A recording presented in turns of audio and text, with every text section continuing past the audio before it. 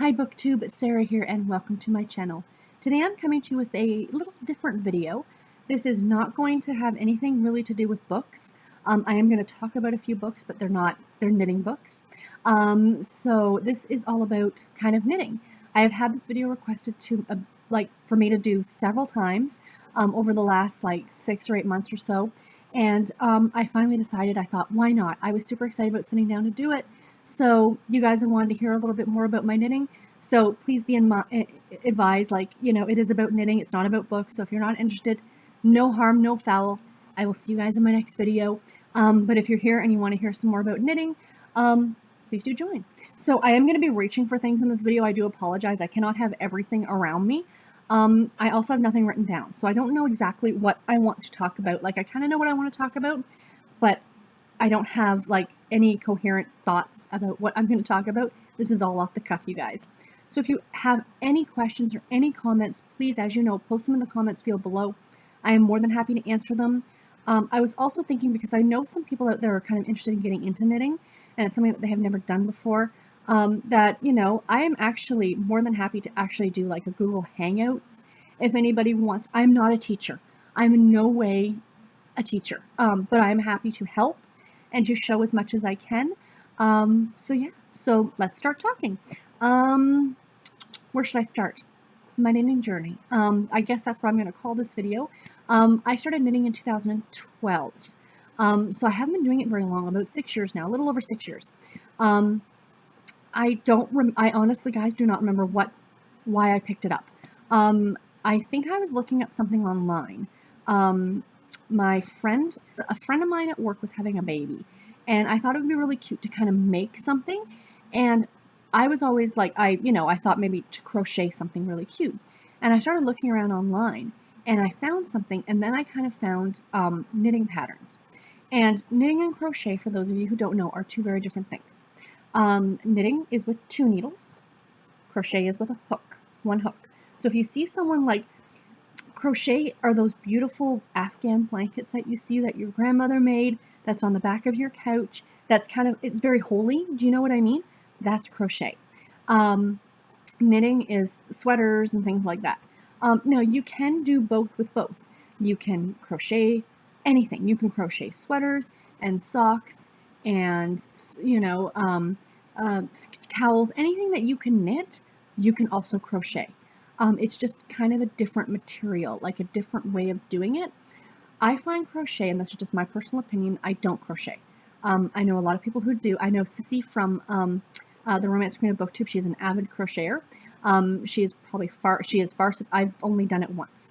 And my thing is that I found it very confusing because there's different ways to read different patterns, whereas knitting is just, if you live in the UK and you read a knitting pattern, you can understand it. Whereas with crochet, a crochet pattern in North America versus the UK can actually be different. The terminology is actually different. I find that very confusing. Maybe one day I'll pick it up. We'll see. I see a lot of cute patterns that are crocheted, but right now I am just strictly a knitter. And believe me, I have my hands full with that. So, So anyway, like I said, I started in 2012. My first thing that I ever knit was a blanket. I still have it. I didn't finish it. I am not a blanket knitter, you guys. I shouldn't say that. I have a blanket on the go. I am not one to sit down and knit a baby blanket or something for people. I will say off the bat, I'm a very selfish knitter. I knit for me. I have knit things for my nephew or for my niece. I have knit for my mother and my grandmother. I knit both my mother and my grandmother's sweaters. I've knit my mother's socks. I've actually never knit anything for my husband. He wanted a pair of socks, so I taught him how to knit, and he does. My husband hand knits his own socks. Yes, he does. He also does cowls. He's made hats. He loves to do toys. He loves to do little stuffy toys. And yeah, so, but other than that, I knit for me 99% of the time. I did a few years ago decided that I was going to do everybody Christmas present. Big mistake. I will not do that again. Not that I don't love my family dearly. 1 or 2 people will get a Christmas gift from me, but not the whole crew. So yeah, so I am absolutely obsessed. I am obsessed with knitting. I think it is the most enjoyable way to spend my free time. I am to the point now that I cannot actually just sit somewhere without having something in my hands, without having knitting in my hands. If I am visiting at my mother's house or visiting with friends, I've gone out with my girlfriend for coffee, and I've sit at the coffee shop with knitting. Like I said, at the doctor's office, I will sit at the doctor's office waiting to see the doctor with knitting in my hands. I cannot sit idle anymore. I need something to do. And the great thing with knitting as opposed to reading is you're not being antisocial. You can absolutely still carry on a conversation with people. You can still do all those things, and your hands are busy, and you're being productive. This is a life skill, as far as I'm concerned. Not only are you making super pretty and cute things, but this is a life skill. In the event of the zombie apocalypse, I can make the socks. We joke about that, friends of ours. We joke about, if in the event of something like that, who would we want on our team? And I'm like, I can make the sock for you guys, as long as you get me the yarn. I just found that that's why it has become such a big part of my life. It identified my personality for a long time, and it still does in a way. I shouldn't say that. I still knit as much as I did before. But I mentioned in my weekly reads video yesterday that went up on Saturday that I used to have a podcast, and I haven't pulled the plug on it. It's still on YouTube. I will leave a link to it in the description box below if you're interested in going to check it out. But I did that podcast for like almost 4 years. Over the last year, it's been extremely sporadic, but I enjoy doing it. Because of that podcast and because of knitting, I met some of the best friends I've ever had in my life. I'm not joking. These are women that I now go on vacation with. We talk daily through through Facebook chat. We were at each other's, like, we all came to somebody else's wedding, and we're from all over. Like, I'm in Toronto. I have friends in Ottawa, Ontario, or Quebec, the Quebec, Ottawa area. I have friends in New Hampshire, a friend in Vermont, Michigan, South Carolina. Hi, Brandy, in case you're watching this. But, much like BookTube, where you kind of meet and start to talk to people, but we have actually met physically face to face. We've gone to festivals together. We're going to one in about 50 days, and I'm super excited about it. We're all going to hang out at cabins together and knit and drink tea, and it's going to be fabulous. Because it is, unlike reading, knitting is a very social activity. There are knitting groups, there are knitting, it's almost like a quilting bee. There's a lot of, in real life, knitting groups. Usually every Friday and Saturday night, my friends and I kind of do a Google chat hangout, and we sit and we do our crafting, or we just sit and talk. It's very, very social, and it's a lot of fun. So, I've already rambled a lot about all of that. So what I thought I would do is kind of share some tips and tricks to those who are looking to get started. If you're interested, the first tip I have is to join Ravelry. I will leave a link to that website in the description box below. It is the site if you are a fiber craft artist. If you are a knitter, a crocheter, a spinner, a weaver, any of that. I don't know if weaving is really on there very much, but definitely a knitter or a crocheter, you need to join. I will also leave my Ravelry name down below. TrueCanuckGirl, if you're interested in friending me on Ravelry, please do. There is a unbelievable wealth of information on that website. There is also patterns like you wouldn't believe. Patterns, guys. You never have to buy a pattern book if you go on Ravelry. You actually truly never have to pay for a pattern, because there are so many free patterns on Ravelry. So it is free to join Ravelry, but some of the patterns are actually paid for patterns, so you would go through your PayPal account to buy the pattern if you're interested. But it's, it's fantastic. Oh, I forgot to mention, goodness, I will go off on tangents, and I do apologize, and I hope to keep this relatively not terribly long. I am completely self-taught knitter. I did not learn to go to a class. My entire all the females in my family knit. My mother, all three of my aunts, on both sides of the family, and both of my grandmothers were avid knitters. My mom's mom used to actually knit my grandfather a pair of socks every single month. She passed when I was, I was young. I was only about 13 or 14 when my nan died. So I didn't really, know that part of her. I don't remember her doing that. But my mom says that she did. My dad's mom, my grandmother, who just passed away in May, at the ripe old age of 92, up until the day she died, she's been knitting socks. She couldn't see anymore. She was really losing her vision, and she still knits socks. Every year for Christmas, everybody in the family got socks. Sorry, I still get a little teary-eyed thinking about it. I actually have over there up on the shelf. She used a gift bag that you would give somebody a gift in, and that's what she had her knitting needles and yarn and sock in. So I have the sock that she was working on just when she passed away. And eventually when I can get there, when I can wrap my mind around it, I plan on finishing it. So it's the two of us kind of knit it together. Do you know what I mean? So anyway, that being said, my entire family knits, but I did not ask any of them for help. I wanted to do this all on my own. So what I did was I went out and I found this pattern for a blanket, and I went to Michael's, like one of the big box craft stores, and I bought yarn and I bought straight needles. Do I have any here? Shoot, they're over there. Sorry. You guys know what I'm talking about. Knitting needles, the ones that you see everywhere, knitting needles. And I bought those and I started knitting on this blanket. I, within days, got bored of it because it was boring. Let's be honest. It's a blanket. You're going back and forth, back and forth. And, you know, I was thoroughly impressed with myself and I think it looked really cool, but I wanted to do more. And when I was looking around on Ravelry, I found socks, and I fell in love with hand knit socks. And I had to have all of the hand knit socks. Everybody thought I was nuts. I'd been knitting for like a week and a half, and I wanted to learn how to knit socks. Socks took me a bit longer. It was about another year before I actually got into knitting socks. But I started knitting shawls and sweaters and hats. I love knitting hats. Fingerless mitts are something that I absolutely love to do. I keep a pair of fingerless mitts actually at work in my desk drawer in case my hands get cold.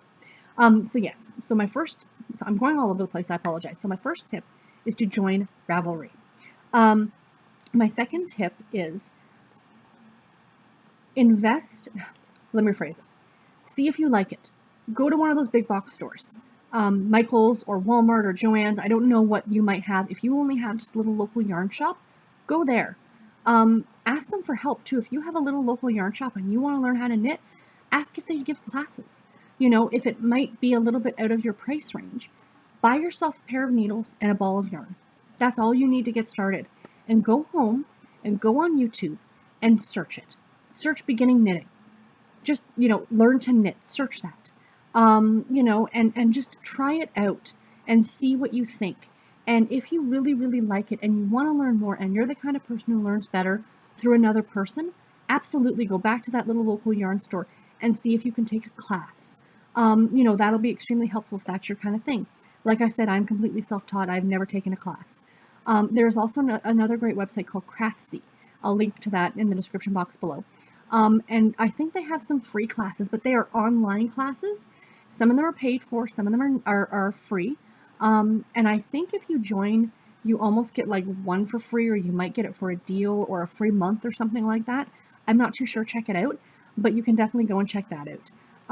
Knitting is not difficult. I'm telling you. I'm not saying that because I'm super good at it, because I don't think I'm super good at it. I'm still always learning, and that's the cool thing is that you know, you're always learning something new. And the amount of studies that I've read that say that stuff like knitting and crochet help people not, like, it is linked to people who are not getting Alzheimer's and dementia. You know, it keeps your mind active. My grandmother was 92. She unfortunately passed away of a heart attack. But she was completely, you know, I mean, that has to do with her genes as well. But the fact that she kept herself so active up until the day she died, you know, not just knitting, but she did the floors. She washed the floors. She lived at home and she did the floors. She gardened. She cooked. We had family over all the time. You know what I mean? So yeah, it's definitely, you know, a great skill to know. And it's fun. I think my big thing is, and like my mom was teasing me because she's like, I don't know why you didn't take knitting up when you were younger. We all knit. We could have all taught you if you were interested. And I think because I was so used to the patterns that were out back then, you know, things evolve and patterns have gotten a lot better. You have a lot of indie pattern designers, much like you have a lot of indie authors, but not, you know, necessarily people who, you know, work for a yarn company or making patterns. The everyday person are designing patterns and they're up for sale on Ravelry, and it's amazing. So yeah, so that's another tip. You know, just start with a ball of yarn and some sticks. That's all you need. My other tip is, if you really do enjoy it, and you want to continue. I absolutely recommend, excuse me, I have to reach, in investing in good tools. There's something to be said. You can have the prettiest yarn, you can have the nicest pattern, but if you are not happy with your knitting needles, there's no point. My favorite thing in the world are these. I live for these. This is my interchangeable set from Knit Picks. So essentially what these are, I do, okay, good.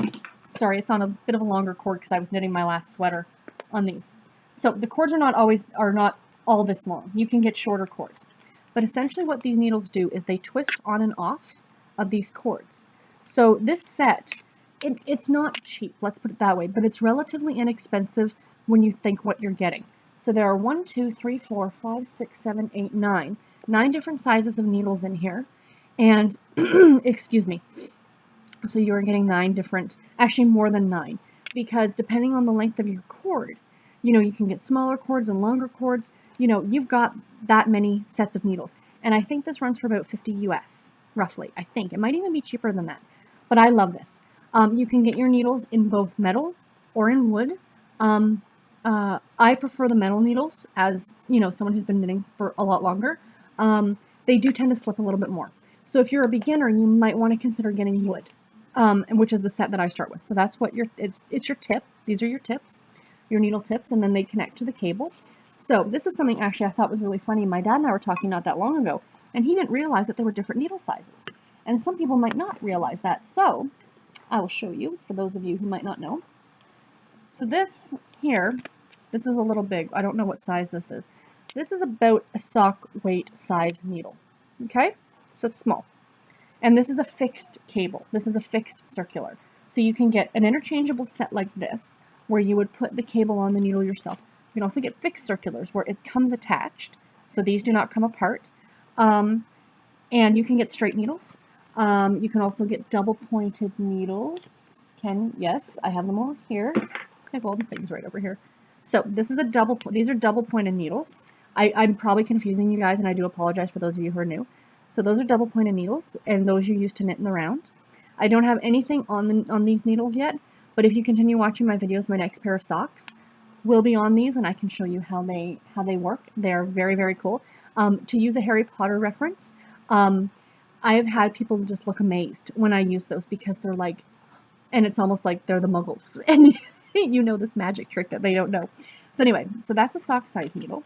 And then in a comparison, this would be something you would use on bulky yarn.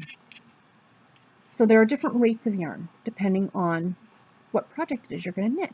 Or, well, depending on the yarn itself. You can knit a pair of socks in bulky yarn, and you can knit a sweater in sock weight yarn. It's completely up to the pattern, right? But just to show you guys. So yarn can be as thin as, like, sock weight. I mean, well, lace weight actually I think is the thinnest that you can get. And it is exactly what it sounds like. It is very, very thin, very, very fine yarn. Sock weight is what is typically used for socks. It's actually called fingering weight, but I just go with sock weight because I like the way that sounds. Because 99% of the time you're going to knit socks with it. So sock weight yarn. Oh, here's my socks that I showed these on my video yesterday, but just to show you guys here. So there's the thinness of sock yarn, right?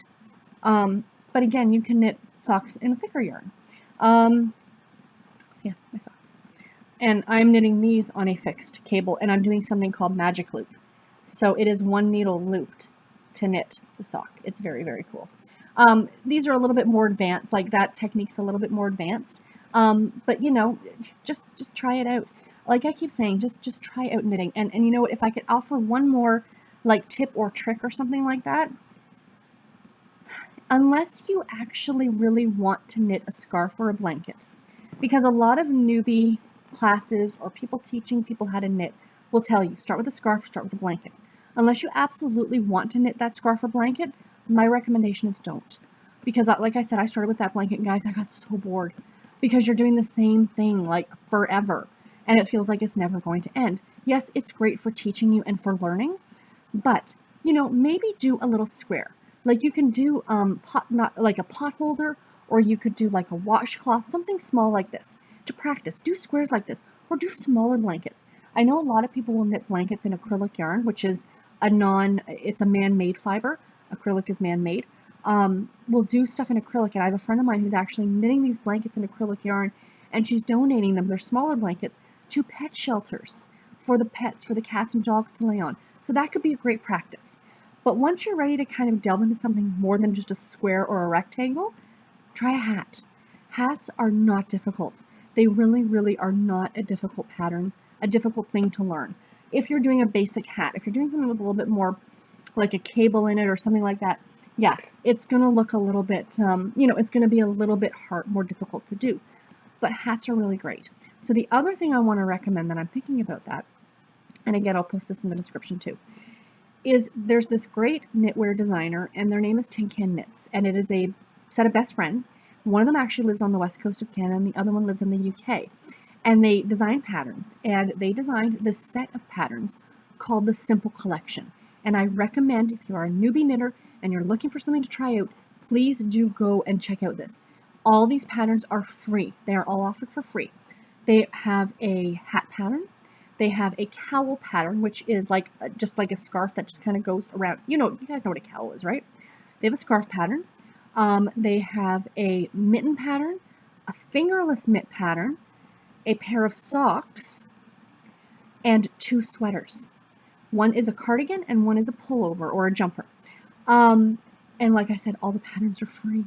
And the great thing about these patterns, the one sweater, the harvest sweater, which is the open cardigan, is the first sweater I ever knit. And guys, they made it so simple. And the sizing, it goes from infants to 4XL. So no matter what your size is, you can definitely knit these patterns. So I absolutely recommend that you go ahead and check them out.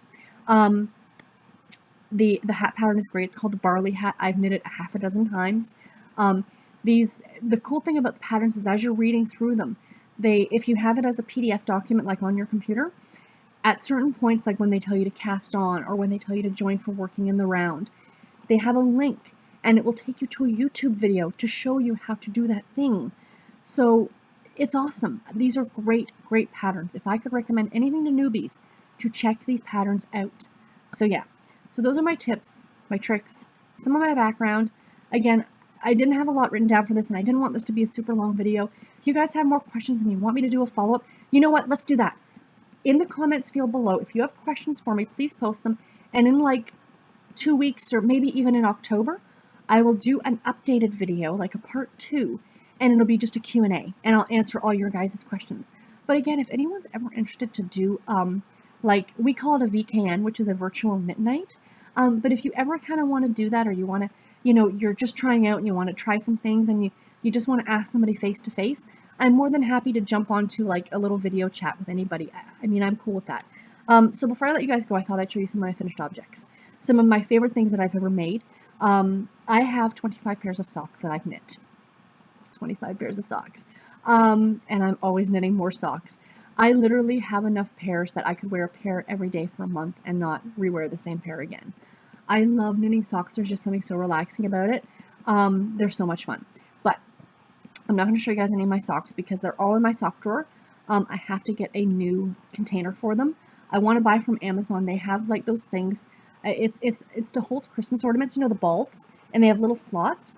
But I want to get those for socks because I can roll the socks up and put them in each individual slot, because my biggest fear is moths.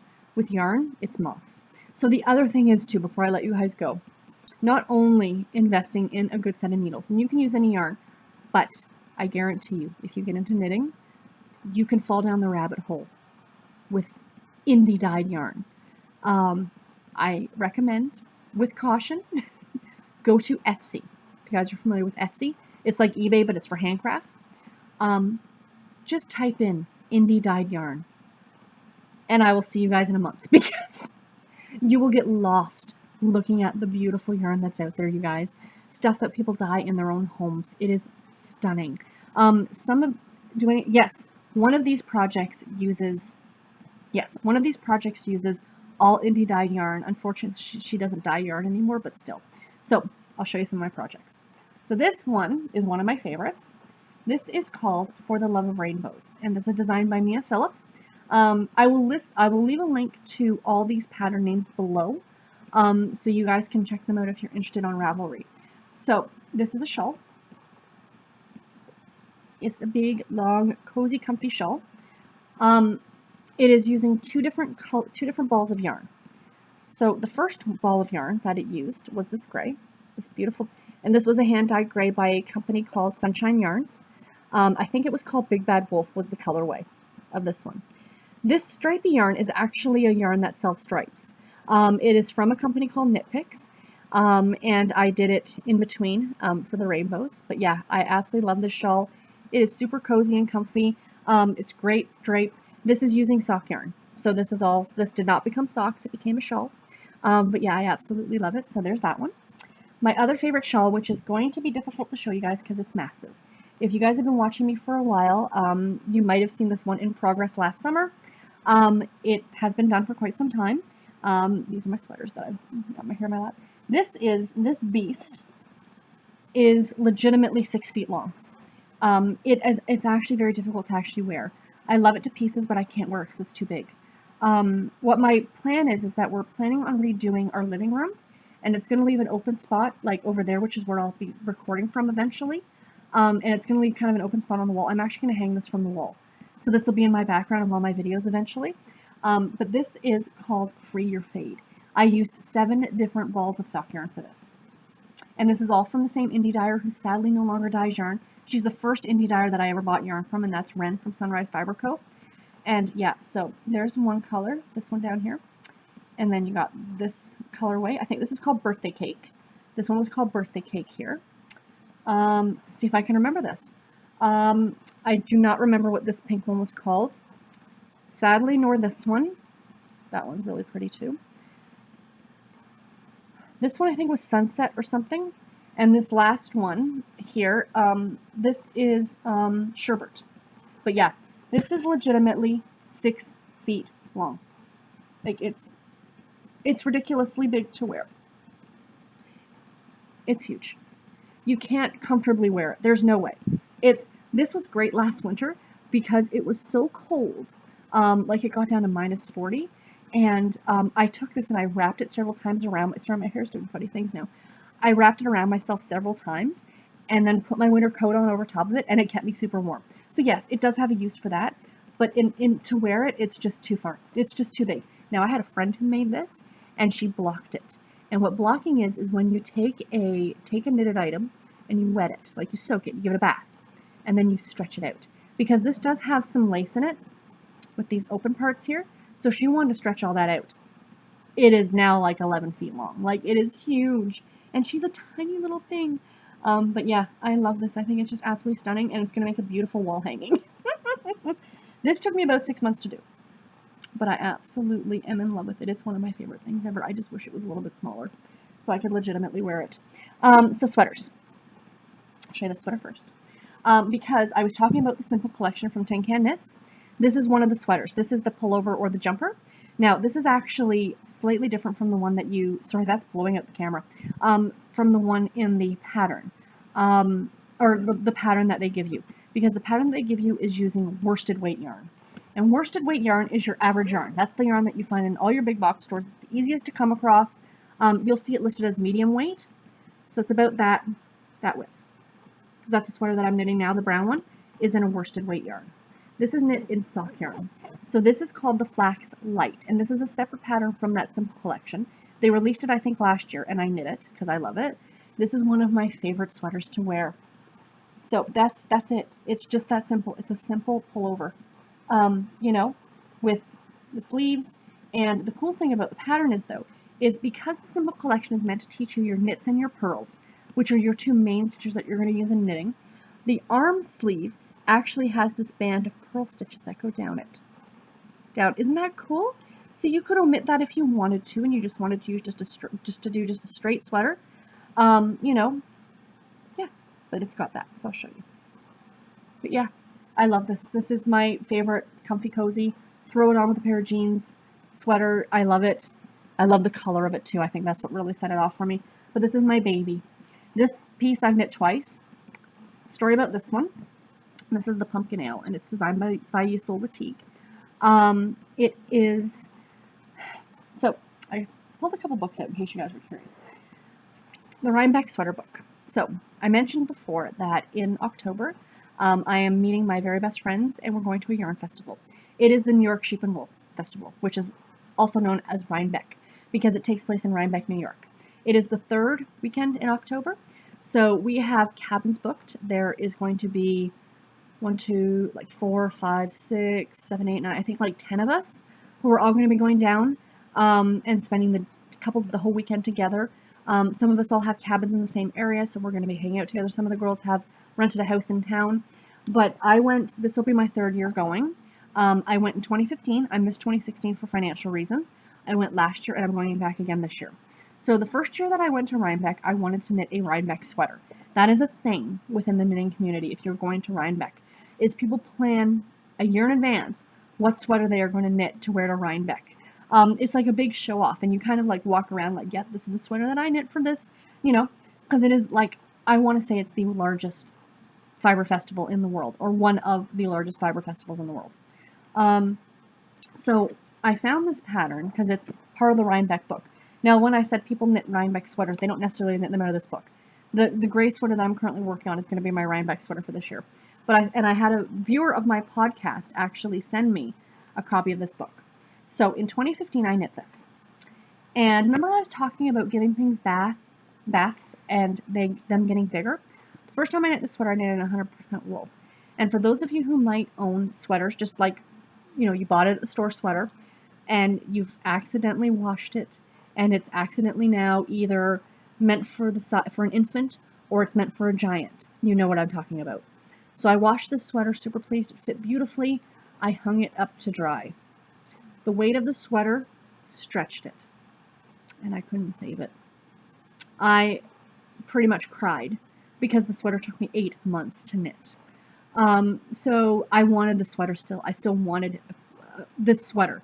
So last year, I decided to re-knit it, but I knit it this time in acrylic yarn. So it will not grow, it will not shrink. I can throw it in the washer and dryer, nothing's going to happen to it. So it's a cardigan, and it's called the Pumpkin Ale. Those of you who know me know I love fall. My favorite color is orange, so I had to do this in orange. The original one was in a brighter orange, so this is a more subdued orange. But there's the cardigan itself. So, but here's, excuse me, I've got an itch on my nose. Look at the cables on the back, you guys. I'm sorry, I'm not trying to be a show-off, but isn't that stunning? I adore this sweater so, so, so much. I love it. It's my favorite thing ever. And I never have to worry about the moths getting it because it's an acrylic. You know, there are mistakes in it. I don't care. It's beautiful. So the back, like the waist kind of cinches in. Even on the arms, you've got cabling on the arms. I love this sweater so much. So this was my Rhinebeck sweater last year. And it's beautiful. It's got the weirdest construction ever of a sweater that I've ever done. But I love it. It took time for me to do. It was absolutely worth every stitch because I love this sweater so much. So yeah, so that's just some of the things that I finished. I finished hats, I finished fingerless mitts, like I said, a gazillion pairs of socks. So I showed you guys the Rhinebeck sweater book. Unfortunately, you cannot buy this book in print format like this anymore. You can get it as an ebook, and there are 12 sweater patterns in this book. There are some gorgeous sweaters in this book. Like, look at that one. Isn't that beautiful? So I have a couple knitting pattern books here. I'm just going to show you guys real quick. You know, I'm not going to go through every single pattern in here. Really pretty vest that somebody did. Very nice. So there's that book. So I don't have a lot of knitting pattern. I do have a lot of knitting pattern books. Most of them I'm getting rid of because you can buy patterns on Ravelry. So I don't want to take up room on my bookshelves for something that I may or may not use. This one I'm keeping more because I love it so much and it's collectors. And same with these other ones, are more because they're collectors. So this one is Minnesota 52, 16 knits inspired by the road. I bought it literally for those sweaters on the front cover with the owls on them. Aren't those pretty? I've never done color work. That's one thing I've never done, is done like the different colored. I haven't done that. But yeah, there are some gorgeous, gorgeous patterns in this too. Really pretty hats and mitts. So there's a chart. So you do a chart for the color work. Sorry, that kind of gave away the pattern, and this is paid for, so ignore that, please. You know, this beautiful shawl. So yeah, so that book I'm keeping. Oh, and also, because I met the ladies who did this book at Stitches Midwest last, and they signed it for me. So that's another reason I'm keeping it. My favorite designer ever who designed the Seclude sweater that I'm currently working on, is Alicia Plummer and Melissa Shishwari. The two of them are really great. And they came out with this book last year, Plum Danny Knits. And this was sent to me by the publisher to review. And I reviewed it on my podcast. It was an interweave. So yeah, the sweater on the cover, you guys. Tell me that's not stinking cozy. I cannot wait to knit that one. That one's definitely my cue to knit. The other one is... Oh, the pages are kind of a little sticky here, guys. Sorry. Oh, because this is how I sit out and drink my coffee. I don't know about you guys, but look at that cardigan. Isn't that gorgeous? So yeah, so that book. And last but not least, this edition you cannot get anymore. I had a friend from the US send this to me, but sorry, I've got the hiccups. You can still buy this as the Wizard Knits book, I think it is. The unofficial Harry Potter Knits book. All the patterns in here are inspired by Harry Potter. I'll just quickly flip through this for you guys because I know there's a lot of Harry Potter fans out there. I am actually not a Harry Potter fan. I like them. I've read the first and second book, and I've seen the first movie. They're just not my personal cup of tea. But the whole reason I wanted this book was because of the pattern on the front. That sweater pattern. It's called Ginny's Cardigan, like Ginny. Is she one of the Weasley sisters? But look at the owls. Those are owls on the back of that sweater. This will be knit one day. I guarantee it. So I will quickly show you, because they're all Harry Potter inspired. So there's articles in here, the magical symbolism of knitting, talking about cables, you know, stuff like that. Really, really cute. So the history of magic. So of course, the first thing is house scarves. There are house scarves in there that you guys can knit. You know what? These would probably be great starting project for somebody. There is the Sorcerer's Sweater. It's very, very difficult to see because it's so dark, but it's got cables on it. There are Dragon's Egg socks. So there's the socks. This I love too. I would love to knit this. I apologize, I cannot pronounce it. Helopath, the Helopath vest. Isn't that pretty? And then there is the Tracy vest, Tracery. It's got a lot of, it looks like stained glass. Isn't that beautiful? So there's the house scarves. These are the patterns. The sweater. Can't show you guys the patterns, obviously. Care of Magical Creatures is the next session.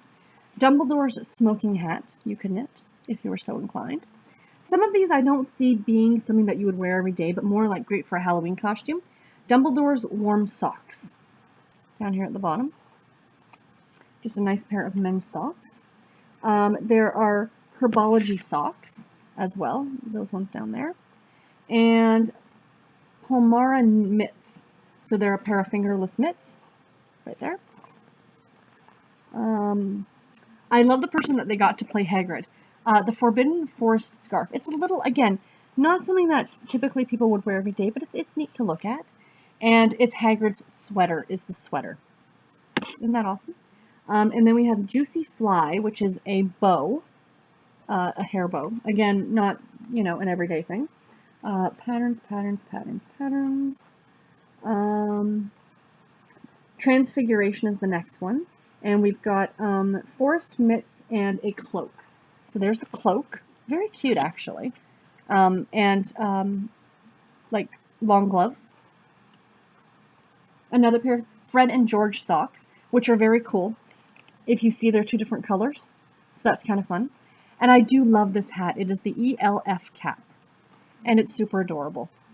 That would be cute for a little kid, wouldn't it? This book is quite, it's not old, but it's older. Where's the sweater? Here it is. Charms. Ginny's cardigan. I just love it to pieces. It is stunning. And look at the arms. So I'm going to move it over here. Look at the arms on it. Isn't that gorgeous? Like, I mean, really? And it's got thumb holes.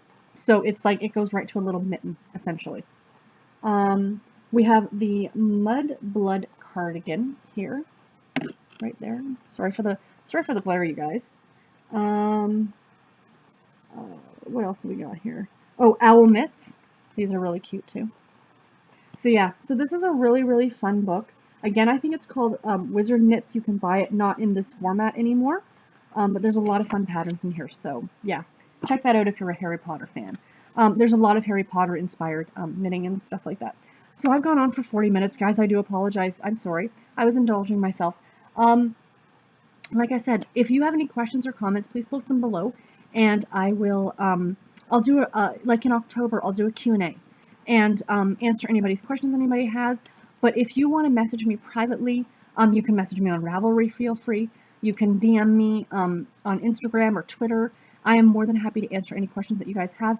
Again, I am no way an expert, but I am more than happy to help anybody as much as I can. So until my next video, guys, take care and happy reading and knitting. Take care, everybody. Bye.